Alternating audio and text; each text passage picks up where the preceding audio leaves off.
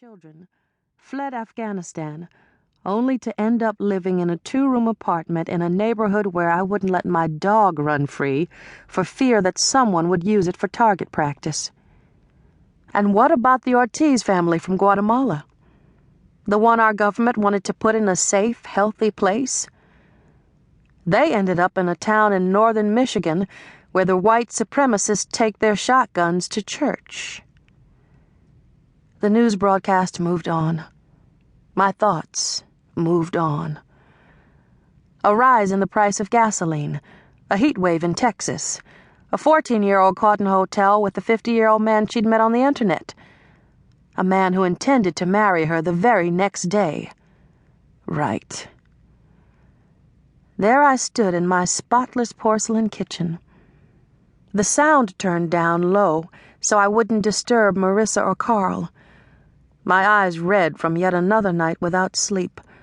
My body hungry, not for food, but rather for something intangibly near and indescribably far away. I knew coffee would put an edge on my thoughts and drive that deep sense of the insatiable out into the night. But caffeine was not an option. I needed to get some sleep before that presentation on the resettlement of the Rwandan group. Senator Aaron Jacobs was coming down from the Hill to look at our operation, and I needed to at least appear to have everything under control. I didn't get more than 2 hours of sleep that Tuesday night, but I finally turned off the TV and wrestled that news report into the darkest corner of my cave. On Wednesday morning, I painted my face and put on a power suit and drove to my job as a specialist in the Office for the Placement of Permanent Refugees on L'Enfant Plaza in downtown D.C. Welcoming Senator Jacobs with my trademark confidence and grace, I then laid out the facts with drop-jaw precision. The senator invited me to lunch, promising us more money from the Refugee Resettlement Committee. I even got a compliment from my boss, who thought compliments were a foreign language. And let's face it, I had good reason to be proud. Our office had managed to find placements for over 2,000 political asylum seekers in the past year. The upshot was that I had single-handedly convinced a bleached white suburb to accept those 40 Rwandans into its subsidized family housing. New homes for the blacks, and much-needed color for the rest. I was helping America live up to its melting pot claims. I made it through that entire week without making the mistake of letting the entrance to my cave slide open. Then came Saturday.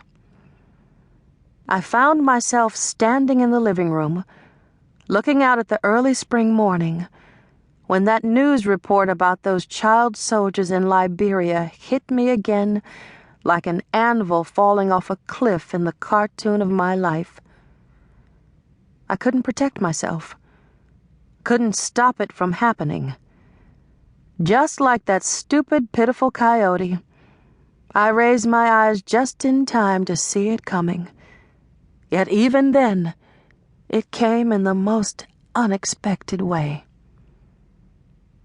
It was the petals, millions of them, littering the heady emerald grass like a widow's tears.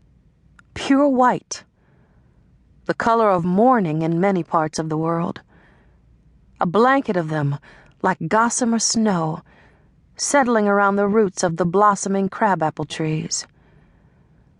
Out of the corner of my eye, I caught a glimpse of a silver and scarlet training suit as Marissa flounced down the stairs, exhaling demonstratively. "Mom, I really don't feel like going to my lesson today." I turned to look at her. "It's too late to cancel, honey." "Don't you think I'm old enough to decide if I want to study piano?"